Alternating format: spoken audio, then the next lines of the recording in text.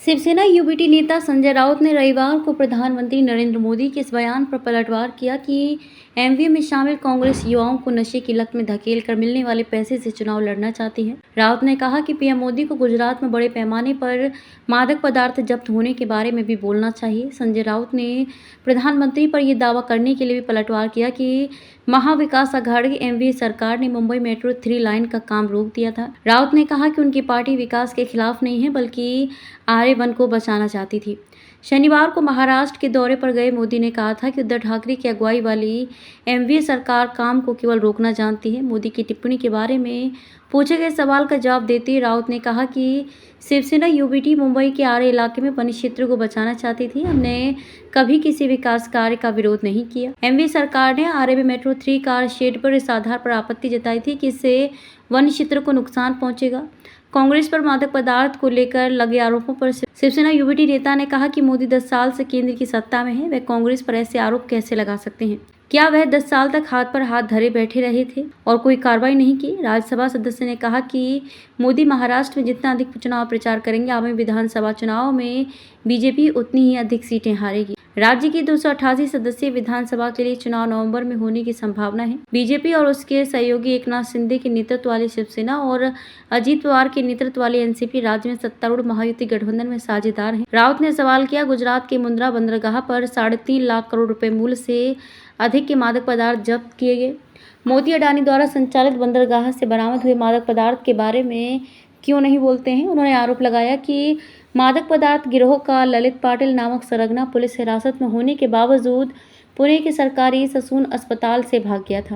उन्होंने दावा किया कि इस गिरोह का संबंध मुख्यमंत्री एकनाथ शिंदे की कैबिनेट के लोगों से है। संजय राउत ने शनिवार को की गई प्रधानमंत्री मोदी की वाशिम यात्रा का जिक्र करते हुए कहा कि कैबिनेट मंत्री संजय राठौड़ पुणे में एक युवती की मौत के लिए जिम्मेदार होने के आरोपों का सामना कर रहे हैं, लेकिन उन्हें प्रधानमंत्री मोदी के साथ मंच साझा करने की अनुमति दी गई। उन्होंने कहा कि इस पर कोई टिप्पणी क्यों नहीं की गई। शिवसेना यूबीटी नेता ने डेरा सच्चा सौदा प्रमुख और बलात्कार के मामले में दोषी करार दिए गुरमीत राम रहीम सिंह को लगातार पैरोल दिए जाने को लेकर भी बीजेपी पर तंज कसा। उन्होंने कहा कि जब भी पंजाब और हरियाणा में चुनाव होते हैं तो उन्हें पैरोल पर रिहा कर दिया जाता है और वे बीजेपी के लिए वोट मांगते हैं। मोदी इसे कैसे बर्दाश्त करते हैं? राउत ने कहा कि मोदी ने पुणे में एक ही मेट्रो लाइन के कुछ हिस्सों का 6 बार उद्घाटन किया। मैं ये समझ नहीं पा रहा हूं कि वह ऐसा कैसे करते हैं। केंद्रीय मंत्री पीयूष गोयल ने कहा, नहीं सहेंगे स्वतंत्र वीर सावरकर अपमान। मुंबई मलाड लिबर्टी गार्डन के पास स्वतंत्र वीर सावरकर पुतले का केंद्रीय मंत्री पीयूष गोयल के अपने हाथों किया गया उद्घाटन। पीयूष गोयल ने मीडिया से बातचीत करते हुए कहा कि राहुल गांधी जी स्वतंत्र वीर सावरकर का जिस तरह से अपमान करते हैं, राहुल गांधी, उद्धव ठाकरे, आदित्य ठाकरे, नाना पटोले हों या वर्षा गायकवाड़ हों या शरद पवार हों, इन सभी ने इस बात का जवाब देना चाहिए। क्या स्वतंत्र वीर सावरकर तापमान, क्या राहुल गांधी के इस वक्तव्य के साथ अपने आप को जोड़ते हैं, उसकी निंदा करते हैं? जिस प्रकार से राहुल गांधी सोची समझी तुष्टिकरण का अपमान करते हैं, उद्धव ठाकरे हो या आदित्य ठाकरे जी हों, शरद पवार, नाना पटोले, ये सभी मिलकर वीर सावरकर जी का अपमान करते हैं, उसका जवाब महाराष्ट्र की जनता, मुंबई की जनता, मलाड मालवानी में रहने वाले आने वाले चुनाव में मुंह तोड़ जवाब देगी। आज आपके हस्तों से अनावरण हुआ उद्घाटन में क्या कहना चाहेंगे आप सर? वीर सावरकर भारत की आत्मा के साथ जुड़े हुए हैं। भारत की शान है, भारत के गौरव है और मेरा सौभाग्य है कि आज मलाड में वीर सावरकर जी के स्टैच्यू का अनावरण करने का मुझे सौभाग्य मिला। वीर सावरकर जी हमें प्रेरणा भी देते हैं।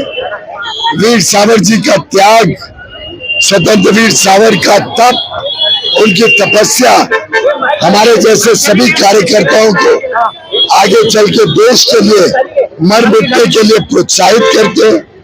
और मुझे पूरा विश्वास है कि मलाड और मालवनी के लोगों के लिए, हम सब कार्यकर्ताओं के लिए और इस क्षेत्र में रहने वाले सभी माता बहन बच्चे बुजुर्ग सभी को प्रेरणा देते रहेंगे। वीर सावरकर जी के आदर्श, उनके जीवन भर की सेवा, उनके जीवन भर का देश को समर्पित त्याग, कि हम भी देश की विकास यात्रा में अच्छा काम करें और मलाड को भी सभी गलत कामों से और गलत लोगों से छुटकारा पाए।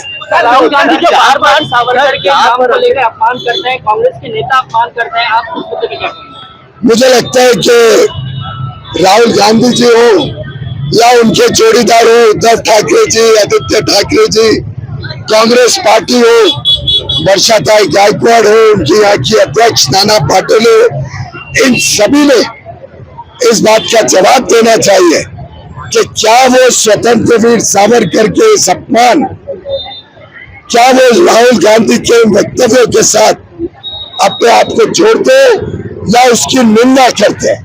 एक प्रकार से राहुल गांधी जी बड़ी सोची समझी तुष्टीकरण के नीति के तहत वीर सावरकर जी का अपमान करते हैं, और उद्धव ठाकरे हो या आदित्य ठाकरे जी हो, चाहे वो नाना पाटोले हो, वर्षा गायकवाड़ हो, चाहे शरद राव पवार हो, सुप्रिया सुले हो, ये सभी मिलकर जो वीर सावरकर जी का अपमान करते हैं, उसका जवाब महाराष्ट्र की जनता, उत्तर मुंबई और मुंबई की जनता और मलाड बलवानी में रहने वाले सभी लोग आने वाले चुनाव में मुंह तोड़ हार, मुंह तोड़ पराजय महाविकास आघाड़ी को देकर वीर सावरकर के अपमान का बदला ले।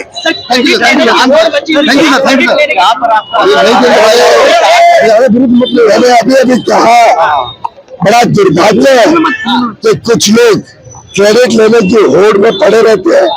मुझे लगता है आपके मलाड के अंदर कुछ ज्यादा उत्सुक है और उनको इतने सालों तक तो कभी ध्यान नहीं आया। मैंने जब कॉरपोरेशन के अधिकारियों को और बाकी सभी महाराष्ट्र सरकार के अधिकारियों को बुलाकर बार बार नियंत्रण किया, रिव्यू किया, तब मुझे तो कोई दिखा नहीं कि कभी भी यहाँ के स्थानीय आमदार ने कभी चिंता की हो कि काम तेजी से हो, समय पे हो। आज हमने उनको आमंत्रित किया, उन्होंने साथ में रह के खुशी जाहिर कर दी थी कि हमारे प्रयासों से तेज गति से काम पूरा हो रहा है। एक तरफ का, दूसरा आने वाले 3-4 महीनों में पूरा हो जाएगा। मैं समझता हूँ क्रेडिट सिर्फ जनता का है और सिर्फ जनता को इसका क्रेडिट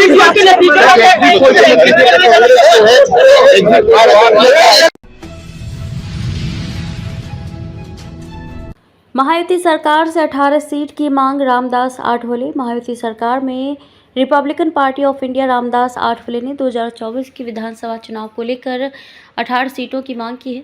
उन्हें अपेक्षा है कि मोदी सरकार में महाराष्ट्र के विधानसभा चुनाव में 18 सीट मिलेंगी। मोदी सरकार में तीसरी बार रामदास आठवले केंद्रीय मंत्री बने हैं, इसलिए बीड जिला की ओर से पप्पू कागदे ने स्वागत किया। आगे बोलते हुए रामदास आठवले ने कहा कि बीड जिला की केज विधानसभा आरक्षित है। इस सीट पर 2024 का विधानसभा चुनाव रिपब्लिकन पार्टी ऑफ इंडिया का युवा प्रदेशाध्यक्ष तथा बीड जिलाध्यक्ष पप्पू कागदे उम्मीदवार होगा। 18 सीटों की मांग मैंने युति सरकार से की है।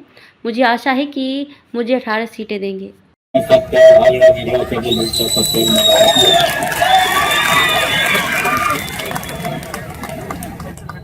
पप्पू कागदेंनी गावागावामध्ये रिपब्लिकन पार्टी ऑफ इंडियाची शाखा त्या ठिकाणी सुरू केली आहे। बौद्ध असेल, माचंद असेल, कर्मकार असेल, कक्कड असेल, ओबीसी असेल, मराठा समाज असेल, मुस्लिम समाज असेल, ब्राह्मण समाज असेल, आम्ही सर्व समाजाला न्याय देण्यासाठी काम करणारे आम्ही लोक आहोत। बाबासाहेब आंबेडकरांच्या 26 नोटला भारत म्हणजे 140 कोटी लोकांचा इंडिया भारत। लोकसभेच्या निवडणुकीमध्ये मात्र काँग्रेस, राहुल गांधी सगळे आम्ही फार मोठ्या पद्धतीच्या चर्चा केल्या।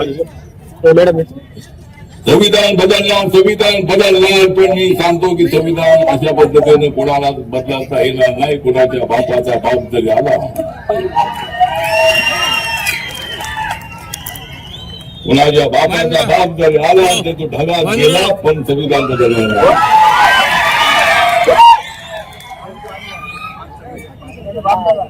आपल्याला काम करायचं आहे समाजासाठी,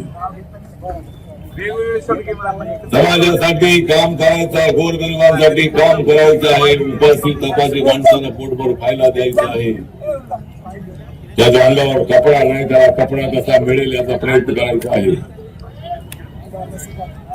ज्याला शिक्षण नाही त्याला त्याचं शिक्षण मिळेल हा प्रयत्न आपल्याला करायचा आहे.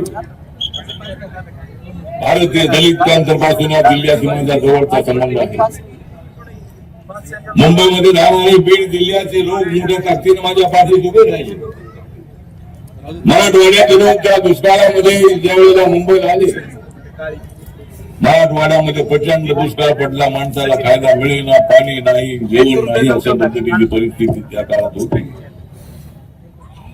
आणि मराठवाड्यातली माणसं पुणे मुंबईला मोठ्या संख्येत आली. कॅन्सरची नोंदणी सुरू केली होती त्यावेळेला मुंबईने सुद्धा माझ्या पाठीची ताकद उभं राहून मला पाठवलं दिली. मराठवाड्याने मोठी ताकद दिली. नामांतराच्या लढ्यामध्ये आपण मोठ्या संख्येनं सामील झालो. मला मिळालं बळ, मराठवाड्यानं मला दिलं बळ, म्हणून माझी महाराष्ट्राने काढली नाही कळ.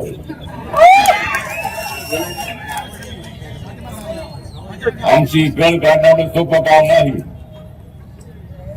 आम्ही शांत बसणारे लोक आहोत, अपमान सहन करणारे लोक आम्ही आहोत. पण बाबासाहेब आंबेडकरांचा अपमान, दलितांवर अन्याय अजिबात आम्ही खपवून घेणार नाही.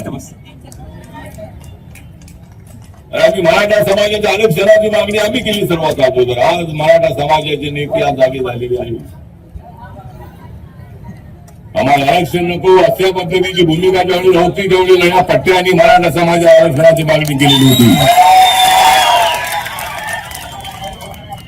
खंडन आयोगासाठी आम्ही सातत्याने मूर्ती काढली आणि गोपीनाथ मुंडेंसारखा नेता, प्रमोद महाजन यांच्यासारखा नेता नामांतराच्या लढ्यामध्ये आमच्या पाठीशी उभे राहिले.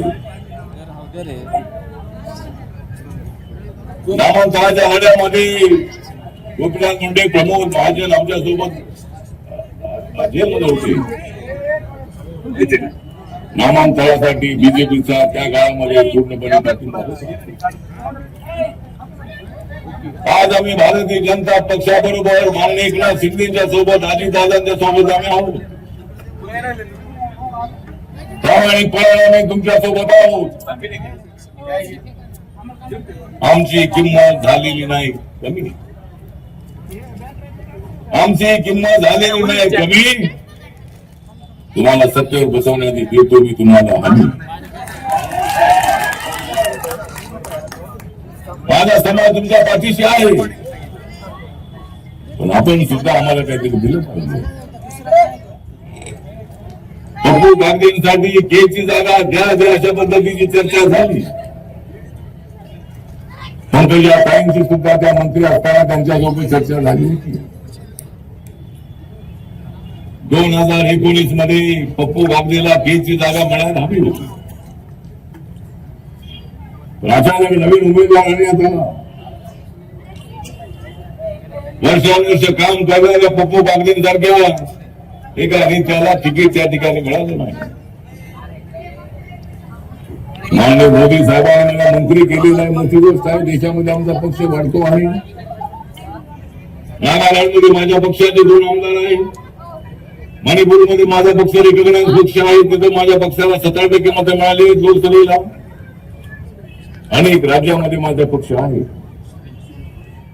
नरेंद्र मोदींचं काम अत्यंत बाबासाहेबांच्यासाठी अत्यंत चांगलं काम आहे. पण महाराष्ट्रामध्ये आम्हाला सत्तेचा वाटा मिळाला पाहिजे. अरे आम्ही तर तुमच्या दुश्मनांचा काढलेला आहे काटा. आम्ही तर तुमच्या दुश्मनांचा, काँग्रेस, राष्ट्रवादीचा, शिवसेनेचा काढलेला आहे काटा. कुठे वाटा तरी तुम्ही का देत नाही आम्हाला आमचा वाटा? आम्ही जास्त मागत नाही. आमची जेवढी ताकद आहे तेवढी ताकद आमची आहे म्हणून आम्ही मागतो. अजून केच्या संबंधामध्ये विचार व्हायला जरी सिटिंग आमदार असलाही एका बाजूला असा समाज माझ्या पाठीत उभा आहे. त्याचा विचार बीजेपीने करणं अत्यंत आवश्यक आहे. आणि मराठा समाजाला मी सांगतो की मराठा समाजाच्या पाठीशी आम्ही आहोत. या महाराष्ट्रामध्ये महार मांग मराठा मुसलमान जर आले एकत्र तर पूर्ण रखत केली. पण आम्हाला सर्वांना एकत्र कामायचं आहे. ओबीसी समाजाला मला न्याय द्यायचा आहे. ओबीसी समाजाचं जे आरक्षण आहे ते त्याला अगोदर कमी मिळालेलं आहे.